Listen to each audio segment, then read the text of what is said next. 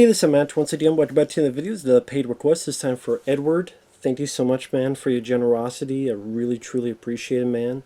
And for those interested in requesting pretty much any type of videos, feel free to send it either directly to my PayPal or join my Patreon. Both links are down below in the info box. And Edward wanted me to talk about South Park Season 15, Episodes 8 and 9. Now, the last time we left off with South Park, Episode 7 of Season 15, Stan was in the midst of some trouble where his parents had been divorced, and it seemed like things were going to change because he now had this mentality that everything sounded and looked like crap. The ultimate of cynicism. Which, right, I mean, I can't really blame Stan for that, but his friends didn't want to be around him because they thought he was too much of a depressing guy to be around. And like I said, it ended with Randy and his mom divorcing. And right here you start with a montage of Stan being depressed, which is a very interesting, different take on a South Park episode, where you see events happen, but there's your Stan character not saying a word and just being miserable and glum, waking up, going outside, getting on the bus, going to school, and the world is going around him, but we're sticking with this Stan character. It's actually a follow-up to the previous episode, so it's not... when you get to this far into these seasons, when they do something a bit different, unique, doesn't automatically make it good, doesn't automatically give it a pass, but it does have a bit of a refreshing state of it. And then it gets to a point where they're goofing off in class, and Stan finally says, everybody shut the fuck up. But this also deals with the affliction of Asperger's. I know I have personal friends who deal with that. And of course, you have the joke, which I'm sure is a cringe to a lot of people, but it's Cartman's doing it, where he sincerely thinks they said ass birders. So he thinks, oh, well, I'll get out of school and be sick by putting birders that I could, hiding them up my ass. And oh my god, I got ass birders. Just he is that stupid, he thinks that's what it is. And the nurse is like, what are you doing? Like, yeah, nice joke, get out of here. And Cartman's just confused. Meanwhile, because apparently vaccinations may have caused Asperger's, at least that's what it says here, they assume, they being the principal and others, that Stan has, and that's why he's behaving this way, so they take him to this session. But then when the mom leaves, the therapist and the group stop being crazy because they're acting very kooky and crazy. I'm like, that's not really what Asperger's is. Again, I know people who have Asperger's, and they're not acting in any way the way you guys are acting. But I guess that's part of the whole joke of the matter, because as you come to find out, the groups are pretending they say Asperger's doesn't exist. And in fact, we see the world as it is, that everything sounds and hears like shit like you do, Stan. And it becomes kind of a parody of the Matrix. The therapist starts looking like Morpheus, Lawrence Fishburne's character. We see shit too. And the only cure is to drink whiskey, and they force Stan to drink whiskey. So then he's able to go to Jack and Jill and able to enjoy it and not see and hear shit. The stuff with Stan, it was interesting to see where this would go. But granted, I already read ahead, so I already spoiled it for myself. But the potential of it is interesting. And the whole thing with Cartman, I mean, it's stupid, it's silly, but I mean, it's kind of goofy where Cartman, his plan to be sick didn't work, and he has these burgers, and Kyle doesn't want to be Stan's friend anymore, so he's like, I'm going to try something with Cartman. Ooh, these burgers taste good. And then the burgers are a big hit, Cartman's burgers. And you find out that the secret ingredient is that he cooks the burgers and he hit them up his ass. And because Cartman eats all sorts of food, his gas or his ass insides flavored the food to a thing people liked. It's South Park, what can I tell you? And the fast food folks don't know this secret yet, and they're miffed that Cartman's becoming popular, so they try to get Stan to find its secret. Let's see. Butters, Sally doesn't have a whole lot to do in this episode. He helps a little bit with Cartman's burgers, but I think that could have been utilized a bit more. Kenny is almost an absentee. He's at the bus stop, but other than that, and at the very end, when he's with the group, but really nothing's done with Kenny. The whole Matrix subplot thing, I don't know. It felt like even at this point, and I can't remember what year this came out, it kind of felt like the whole Matrix thing had already been done.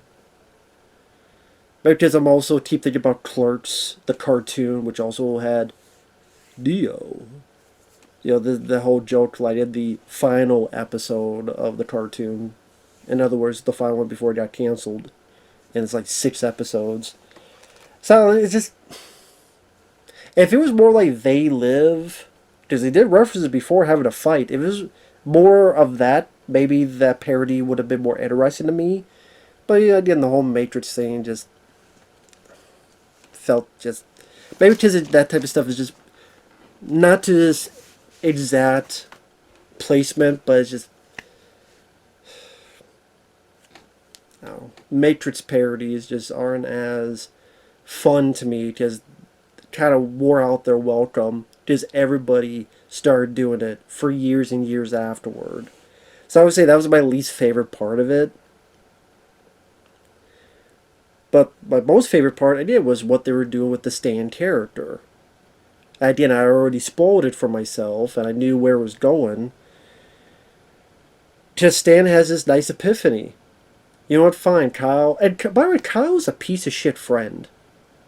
Because Kyle is like, Wendy's going, oh, we should try to help him. No, Wendy, I gotta let him go. I'm tired of him making me feel bad, blah, blah, blah.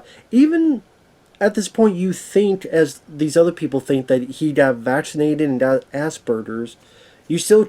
So, if, in Kyle's mind, the way he hears it, it's not Stan's fault, you still throwing him away, treating him like shit. Just a shitty friend. Like, Kyle is a shitty character friend. I don't know how else to put it. And one thing leads to another, and the Matrix Morpheus wannabe guys from the session start fighting some of the fast food people. They try to get Cartman, and all this other stuff happens, and then Stan has this epiphany of, you know what? I wanted things to go back to normal, but change is good. I look forward to change. I look forward to possible new friendships or relationships. In fact, I'm really excited. And then immediately Randy comes in. Stan, me and your mom got back together. And Stan's like, no, don't do that. And then, like the previous episode, you have the song Landslide. I'm afraid of changes. Da-da. Which I like the usage of that song, like I did in the previous episode. But, things go back to normal, and Stan's depressed. And in a way, I kind of view Stan as the viewer. That's the way I took it. Oh man, don't go back to normal. Like, it's season 15. I'm fine with you, like, trying a different path. And apparently I read up that the makers, this was the only way to keep the show going as a comedy.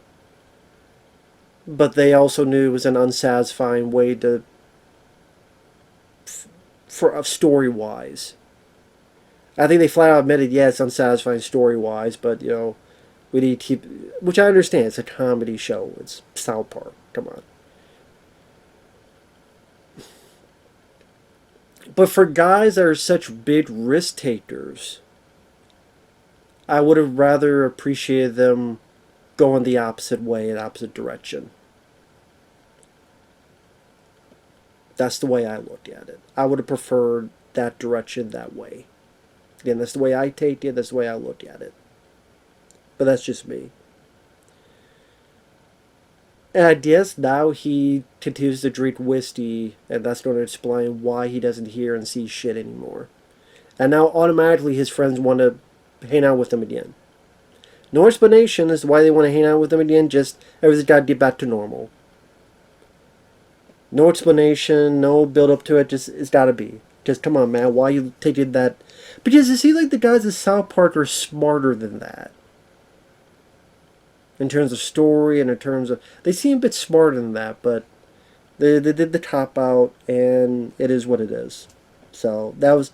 It's just like the episode with Kenny, where he's talking, he's a superhero character, and you didn't know that he's immortal, and no matter what I do, I can't die. And it gets to the second part of the episode, and maybe something interesting is going to happen. To give credit to the makers to maybe actually involved with these type of vulgar cartoon characters of that nature. So they definitely have talent on that, but then it's just, well, they're not going to go in that direction. Which I get because it's meant to be a goofy comedy show at the end of the day, but it's just there's like these much more interesting detours that just get kind of cut. And then one of the explanations, well, we don't want to lose the Randy character. Fuck the Randy character. I know it's one of their favorite characters. Trey Parker, Matt Stone, the creators, Stan's dad, Randy, they like that character. I hate that character. That's one of my least favorite characters. But, whatever. Episode 9 I liked a lot more. And mostly because it's a Butters episode. And Butters, I've said before, I'll say again, has become my favorite character on the show. When he's the focus, more than likely I'm going to enjoy it. That he has that sense of innocence, and the way they approach the voice acting with the character works fairly well at what you place into his dialogue and situations he gets into. Because in a way, you could argue he's the sweetest character on the show and gets fucked over the most in a sad state of affairs. So when he's able to overcome, you cheer. But pretty much Cartman has a sleepover with all the kids. They're playing a game, Mexicans versus Texans, and Cartman is the border patrol, and other kids are dressed like Mexicans. They're supposed to go over, and if they do, they win. The other characters do, except Butters, who gets lost.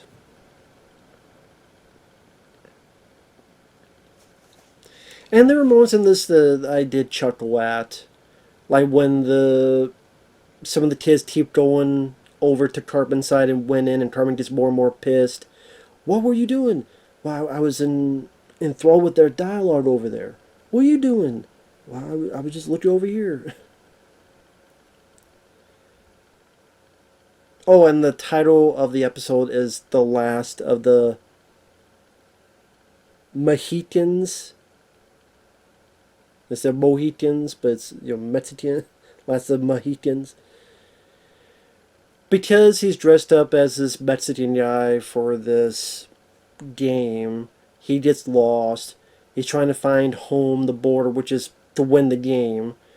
But he gets hit by this couple who bring him to help, but by help means make him as help, and try to do a statement on how immigrants will be brought in to do menial labor, cleaning, blowing leaves, doing dishes, things of that nature. And this couple thinks, well, you liked it, right? You should be liking this, right? I did think it was cute that they made up a song, and I think because Butters sings in that voice, and it's called Work, Mexican Work. I can't remember the lyrics to it, but I thought it was... let me see if I can find it here. Lyrics. Work. Mexican Work. I mean, despite what anyone can say about these guys, they definitely have a certain talent in terms of songs to being somewhat catchy. Last of the Mohicans. All week long, boss men say, work, Mexican work. Sing your song, earn your pay. Work, Mexican work. Work, Mexican sweat, Mexican toil, Mexicans, your lot in life. Which, I mean, the way they utilize Butters is a lot better than I could have with my voice. So, of course, the kids, they don't know where Butters is, and Carmen's like, yes, I haven't lost the game. I'm going to make sure to stop Butters so I can win the game. And of course, by this point, Cartman is an evil douchebag. We all know this. So he even puts out a hit on him, while the couple don't know what to do with Butters, and they leave him at an El Polo Loco, because these are two absolutely ignorant dumbasses. And then they do a flip on the whole immigration problem. Instead of people wanting to go from there to the U.S., the way Butters, again, him going home is the base camp for the game, but they don't understand that. They are interested in his stories, and they're interested in his name, Metetila. I can't pronounce it right. And like, you know what?